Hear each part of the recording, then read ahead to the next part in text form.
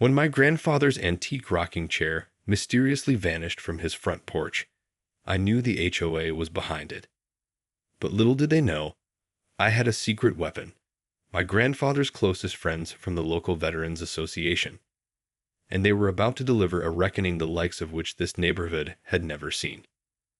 The morning started like any other on our quiet suburban street. I awoke to the sound of birds chirping and the distant rumble of a lawnmower. But as I stepped outside to retrieve the newspaper, a sinking feeling hit the pit of my stomach. Grandpa's rocking chair, the one he'd spent countless hours relaxing in, telling stories of his time serving in the war, was gone.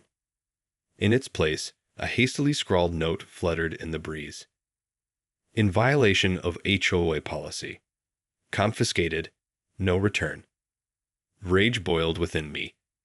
That chair had been in our family for generations. It was a part of our history, a physical connection to my beloved grandfather who had passed away last year. And these faceless HOA goons had stolen it without a second thought. I raced inside, fingers trembling as I dialed the number for the Veterans Association. Grandpa's closest friends would know what to do. They understood the importance of honoring one's legacy. Hello, this is John. How can I help you? John, it's me, Alex. Grandpa's chair, it's been taken by the HOA. I need your help. A brief silence, then a low, gravelly voice. We'll be right there. Within the hour, a caravan of rugged pickup trucks and classic American muscle cars lined our street. Dozens of veterans, many still bearing the marks of their service, stepped out and formed an imposing group on my lawn. John, Grandpa's closest friend, approached me, eyes narrowed. Tell us everything. I recounted the despicable act, watching as rage flickered across the weathered faces of the men before me. These were not just Grandpa's friends. They were his brothers in arms, bound by an unbreakable code of loyalty and justice. This won't stand, John growled. We served our country with honor. We'll be damned if we let some petty HOA tyrants disrespect our own. The veterans nodded in agreement, rolling up their sleeves. I could see the determination in their eyes. They were ready for battle. What's the plan? I asked, heart pounding. John cracked his knuckles. We're going to pay a visit to the HOA office, and we're going to get that chair back, by any means necessary. The caravan of veterans rolled up to the HOA office, engines rumbling like a battalion of tanks. I could see the secretary's eyes widen through the glass doors as the grizzled group of men filed in, commanding attention simply by their presence. John strode up to the front desk, slamming his calloused hand down. We're here for my friend's rocking chair, the one you thieves stole from his porch. The secretary stammered, clearly intimidated. I'm sorry, sir, but that chair was in violation of HOA policy. We had no choice but to confiscate it. No choice. John leaned in, his voice dripping with menace. Let me tell you about the choices we had to make on the battlefield. Choices that meant life or death. This, he gestured around the pristine, air-conditioned office. This is nothing compared to what we've seen. The other veterans rumbled in agreement, closing ranks around the desk. I could see the panic rising in the secretary's eyes. Pete, please, there's nothing I can do. You'll have to take it up with the HOA board. John straightened, a twisted smile spreading across his face. Oh, we plan to. And trust me, you're all going to wish you'd never crossed us. With that, the veterans filed out, leaving the terrified secretary in their wake. I hurried to keep up, adrenaline coursing through my veins. Where are we going now? I asked John. To the HOA president's house, he growled. Time to show these bureaucrats what respect for our elders really means. I gulped, suddenly unsure of what I'd gotten myself into. These men were clearly on a mission, and I had a feeling the HOA was about to learn a hard lesson in humility. As the caravan roared down the street, I couldn't help but feel a swell of pride. Grandpa's brothers were going to war, and they were fighting for his honor. The caravan of veterans pulled up to the HOA president's immaculate, gated mansion, engines rumbling like a storm on the horizon. I could see the president, a portly man in a crisp suit, peering out the window with growing unease. John marched up to the intercom, jabbing the button. "Open up. We know you're in there." After a moment of hesitation, the gates swung open, and the veterans surged forward, parking haphazardly on the pristine lawn. John led the charge, the other men falling in step behind him. The HOA president scurried out the front door, hands raised. "Gentlemen, please, let's not do anything rash." John cut him off with a raised hand. "Where's the chair?" The president faltered, eyes darting around nervously. I'm afraid I don't know what you're talking about." "Don't play dumb with us." John's voice was low and dangerous. "My friend's rocking chair, the one you jackals stole from his porch. Where is it?" The president's face paled.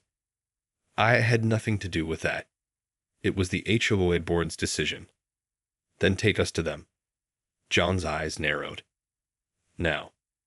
Trembling, the president led the way to a lavish conference room, where the rest of the HOA board sat in stunned silence as the veterans filed in, filling the space with their imposing presence. "Gentlemen," John said, voice dripping with contempt, "we've come to discuss a matter of grave importance." One of the board members, a middle-aged woman with a permanent scowl, cleared her throat. "This is highly irregular. You have no right to—" "Shut up." John's words were a low growl. "This isn't about your rules or your precious HOA. This is about respect. About honoring those who've sacrificed for this country." He turned to the president. "Now, where is the chair?" The president looked like he was about to faint. I don't know. It was taken to the HOA storage facility." John held up a hand, silencing him. "Good. Then that's where we're going." As the veterans filed out, I could see the terror on the faces of the HOA board. They had no idea what was about to hit them. The caravan rumbled through the streets, headed for the HOA storage facility. I could feel the tension building, the veterans' fury radiating like a storm about to break.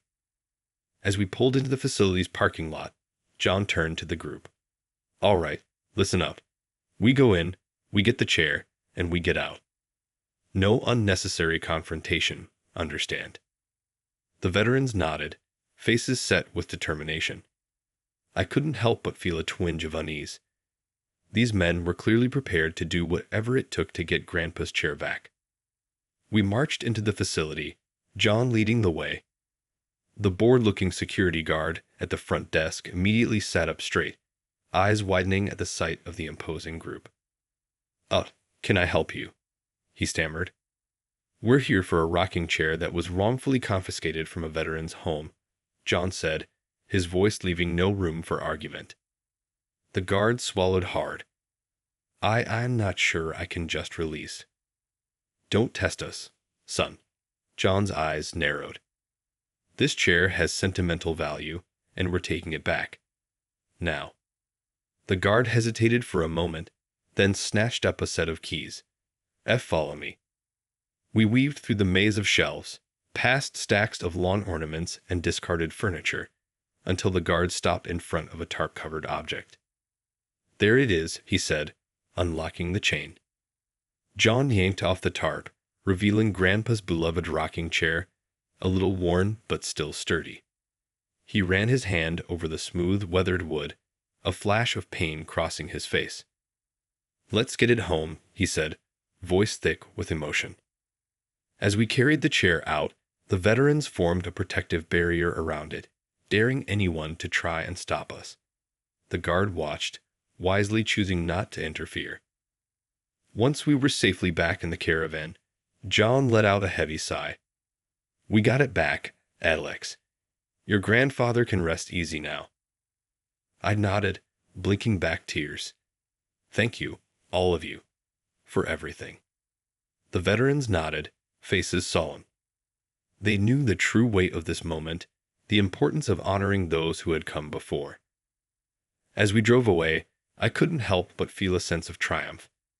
The HOA had underestimated the strength of the bond between my grandfather and his brothers in arms.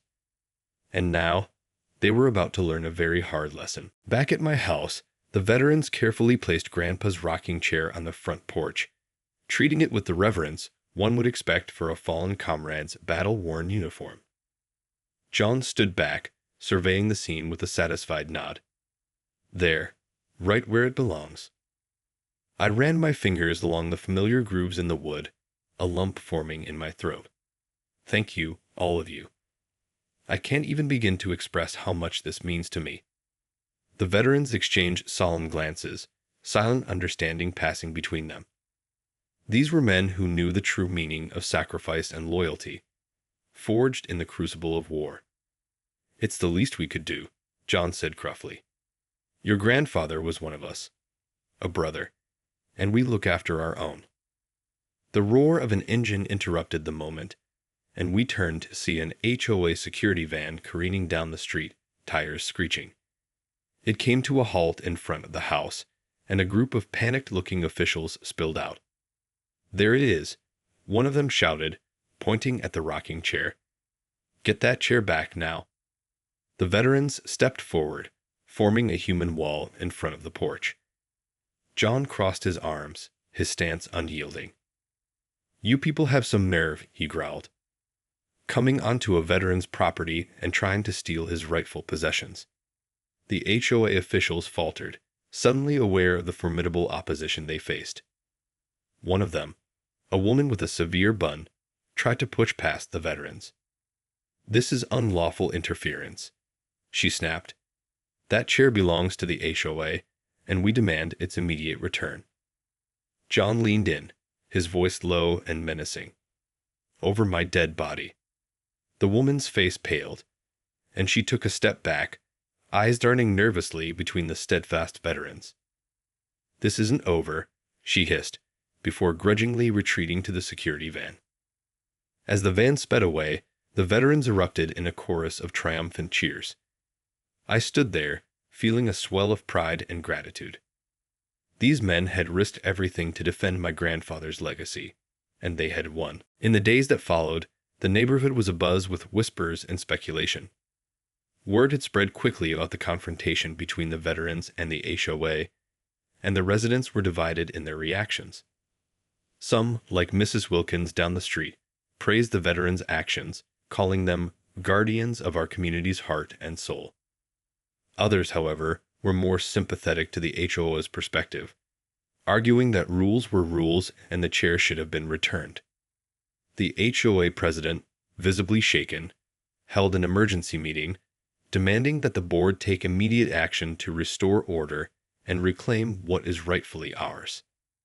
But the veterans, led by the steadfast John, refused to budge, daring the HOA to try and take the chair again. This isn't just about a piece of furniture, John declared at a tense community meeting. It's about respect, about honoring those who have sacrificed to protect the freedoms this country was built on. Your petty rules mean nothing to us. The HOA board members shifted uncomfortably in their seats, unwilling to directly challenge the veterans' unwavering resolve. In the end, they were forced to concede defeat, issuing a statement that the unfortunate incident had been resolved amicably. But I knew better. The veterans had won, and the HOA knew it. As for Grandpa's chair, it now stood proudly on my porch, a testament to the power of loyalty and the unbreakable bond between soldiers. The veterans took turns sitting in it, sharing stories and occasionally wiping away a stray tear. I would often join them, listening in awe as they recounted the harrowing battles they had faced, the brothers they had lost. And in those moments, I felt closer to my grandfather than I had in a long time. The HOA, meanwhile, remained conspicuously absent from our street, their once iron grip on the community loosened by the veterans' defiant stand.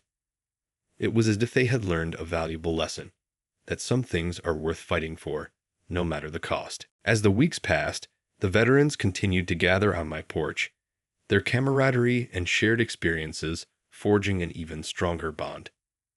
They would sit in Grandpa's rocking chair, sipping coffee and trading war stories, their laughter and occasional somber moments a testament to the unbreakable spirit of those who had served.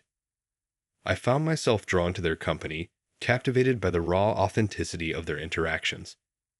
They spoke openly about the horrors of combat, the crippling losses they had endured, and the lifelong scars, both physical and emotional, that they carried. Yet in the same breath, they would reminisce about the unparalleled camaraderie and the unwavering loyalty that had seen them through the darkest of times.